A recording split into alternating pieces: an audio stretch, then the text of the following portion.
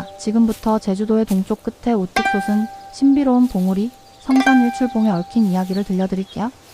용궁의 왕자가 인간 세계의 공주를 구하고 영원히 빛나는 해돋이 봉우리가 된 전설은 여러분의 마음을 설레게 할 것입니다.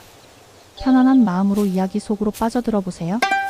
옛날 옛적 제주도에 아름다운 공주 한 명이 살고 있었습니다. 공주는 마음씨가 곱고 얼굴이 예뻐 모든 이들에게 사랑을 받았지요. 그런데 공주에게는 한 가지 비밀이 있었습니다. 바로 밤마다 꿈속에서 푸른 용을 만나 사랑을 속삭인다는 것이었죠.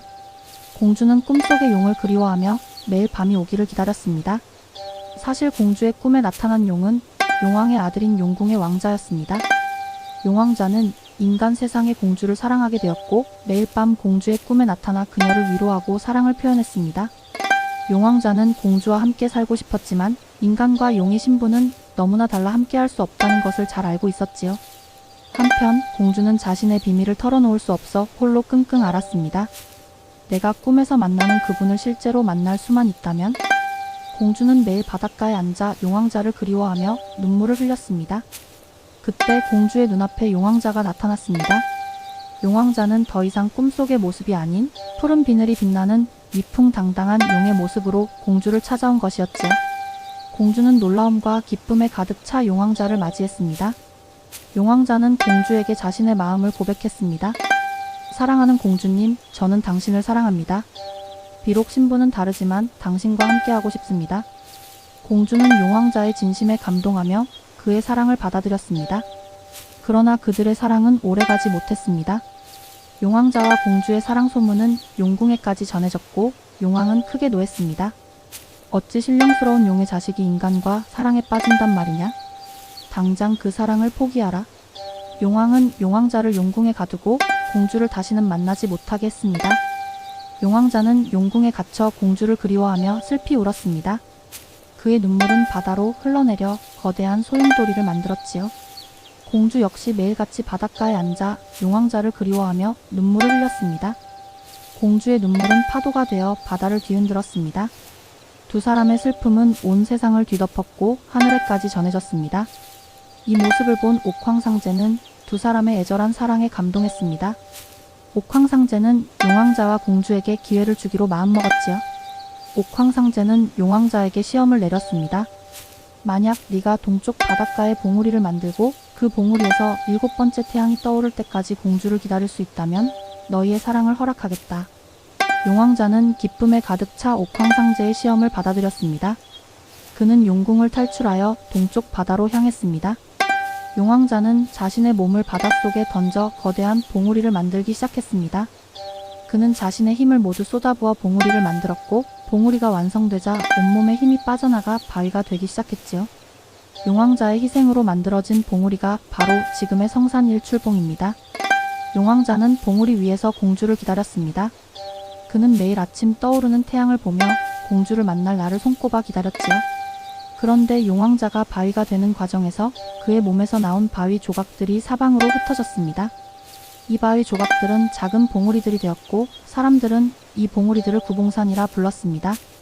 한편 용왕자가 갇혔다는 소식을 들은 공주는 그를 찾아 바닷가로 달려왔습니다. 그러나 그녀가 도착했을 때 용왕자는 이미 바위가 되어 있었습니다. 공주는 슬픔에 잠겨 용왕자가 만든 봉우리 앞에서 며칠이고 울었습니다. 공주의 눈물은 바닷물이 되어 봉우리를 덮었고 봉우리는 바다에 잠기기 시작했습니다. 공주의 눈물로 성산일출봉이 바닷속으로 잠기자 용왕자의 바위는 점점 더 약해졌습니다. 용왕자는 바위가 되어 말을 할 수 없었지만 공주에게 간절한 마음을 전했습니다. 공주님, 제발 울음을 그치세요. 당신이 울면 저는 영원히 사라질 것입니다.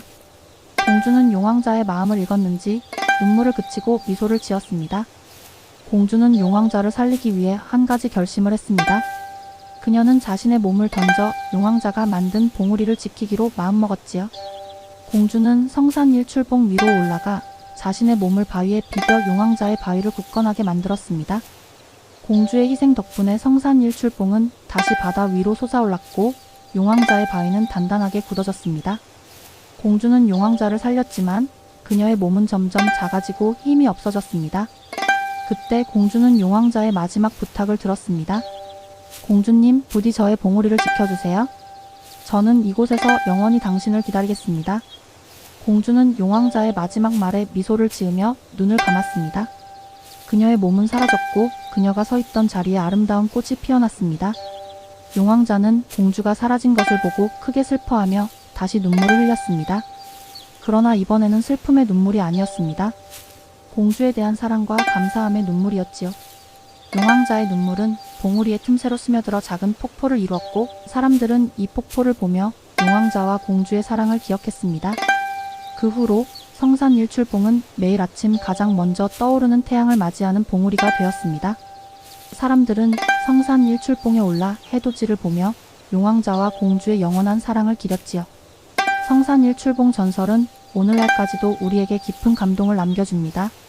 첫째, 진정한 사랑은 신분을 초월하고 어떤 시련도 이겨낼 수 있다는 것입니다. 용왕자와 공주의 사랑은 용왕과 옥황상제의 반대에도 불구하고 결국 영원한 봉우리와 꽃으로 남았습니다. 둘째, 희생은 사랑의 가장 위대한 증표라는 것을 보여줍니다. 용왕자는 공주를 위해 봉우리가 되었고 공주는 용왕자를 위해 자신의 몸을 희생했습니다. 이들의 희생 덕분에 성산 일출봉은 신성하고 아름다운 장소가 될 수 있었지요. 마지막으로 이 이야기는 제주도의 자연이 단순한 경관이 아니라 위대한 사랑과 희생의 산물이라는 것을 알려줍니다. 성산 일출봉은 단순한 봉우리가 아니라 용왕자와 공주의 영원한 사랑이 담겨있는 신성한 장소인 것입니다. 오늘날에도 우리는 성산 일출봉에 올라 해돋이를 보며 용왕자와 공주의 이야기를 떠올립니다. 성산 일출봉은 단순한 해돋이 명소를 넘어 영원한 사랑과 희생의 상징으로 우리 마음속에 남아있을 것입니다. 다음에도 더 흥미로운 이야기로 여러분을 찾아뵙겠습니다.